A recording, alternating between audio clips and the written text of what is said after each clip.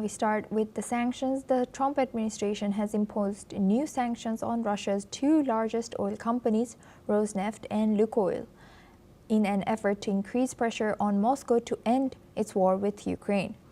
The U.S. Treasury has announced the measures on accusing the Kremlin of refusing to engage in meaningful ceasefire talks. China has swiftly criticized the move, saying that the sanctions have no basis in international law. Chinese Foreign Ministry spokesperson Guo Jiakun has told reporters that that dialogue and negotiations are the only feasible ways to resolve the Ukraine crisis, rather than coercion and pressure. He has further stated that China consistently opposes unilateral sanctions that have no basis in international law. Let's listen in. 中方一贯反对没有国际法依据、未经联合国安理会授权的单边制裁。 In Europe, however, the response was more supportive. European People's Party President Van der has welcomed the sanction, calling them good news. Let's listen in. We have good news from America. Donald Trump is activating sanctions against Russia. So also Donald Trump understood that a peaceful cooperation with this aggressive Putin is not possible. And I also have to clarify that all populists all over Europe who are asking us to do more diplomatic efforts to achieve peace are obviously not right, because Putin has no interest to create peace. There is no Budapest peace summit, but there are now sanctions from Donald Trump against Putin. That's a political reality, and that means we are stronger now as Europeans together with the Americans in defending our European way of life together with the Ukrainians. Ukrainian President Volodymyr Zelensky has also hailed the new U.S. and EU sanctions, describing them as very important steps towards forcing Russia to negotiate. Speaking in Brussels, he urged further international pressure, saying this is a good signal to other countries in the world to join the sanctions. Let's listen in. This decision of 19th package of sanctions is crucial for us. Thank you so much. And today it goes together with the yesterday decisions of President Trump on energy, also sanctions package. We waited for this. God bless, it will work. And this is very important.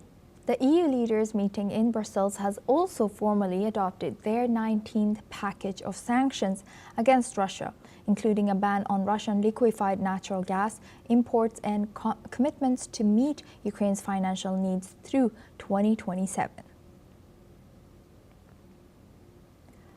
Now we stay on this topic. Crude prices have surged more than 2% after U.S. President Donald Trump has announced sweeping sanctions on Russia's two largest oil firms in a bid to increase pressure on Moscow over its ongoing war with Ukraine.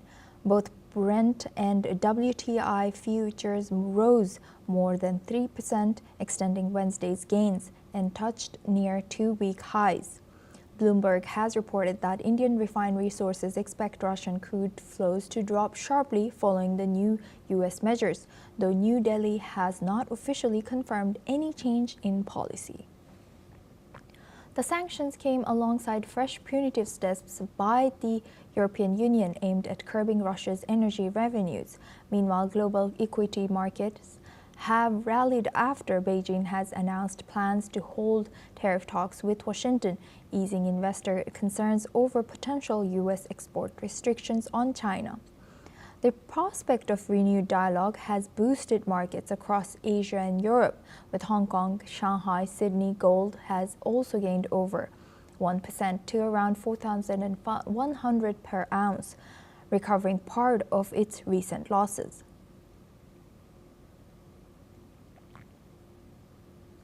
Now for this discussion, we're joined by Glenn Grant. He's an ex-advisor to Ukrainian Defense Minister, joins us live from Kyiv. Thank you very much, Glenn, for joining us again. Good to see you. Glenn, now looking at this news,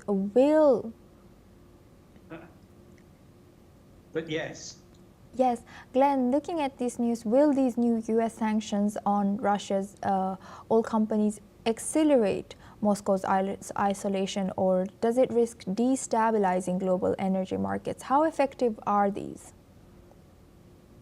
That is going to be a good question. I mean, most of the sanctions so far have not actually had the damage that people want. And I noticed that it's only sort of on a couple of banks. And what we don't know is whether those sanctions, what sort of sanctions those will be, whether they cut them off completely from transactions in the rest of the world, or whether it's just cutting them off from transactions in USA. But hopefully, when you join the sanctions from the European Union together with the American sanctions, there will be a bit of force behind it this time. But I really still doubt that it's going to have a crippling effect that people would like it to have. And Glenn, building on that,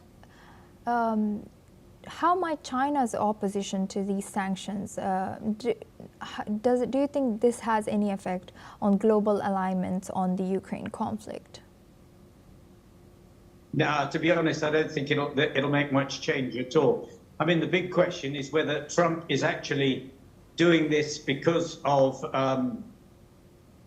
something that the Putin is doing or not doing, or whether he feels he has to do it because his own constituency back in America are actually putting him under pressure to do something. But he always works with the aim of making money. So one has to look at this and ask, why is he doing it? Because it's certainly not because he loves Ukraine all of a sudden. Right. And also, what do you think about the Brussels summit that's taking place today, and what do you think the coalition of the willing has reached in terms of pressuring Russia further to negotiate for peace and support for Ukraine? Well, I think we've got to be realistic about this. That whatever we think about it, the fact is that the pressure on Russia is not going to change the overall coalition, that coalition of Russia, China, North Korea, and Iran, and possibly even Cuba joining now. So that nothing is going to change that. And these sanctions will not actually do anything for Ukraine either.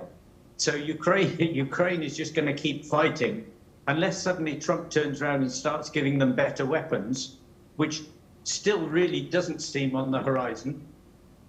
Then actually things are going to continue pretty much as they were before.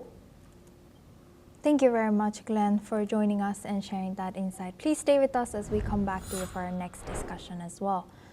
Now, we have a breaking news. Russia has condemned European Union plans to discuss the possible direct confiscation of frozen Russian assets, calling the move a theft and violation of the UN Charter. The Russian Foreign Ministry has accused Brussels of displaying a cynical attitude towards international law and mocked the EU's reported proposal to issue zero-coupon bonds backed by seized Russian funds, saying such instruments will one day be exhibited in one of the museums of Russophobia.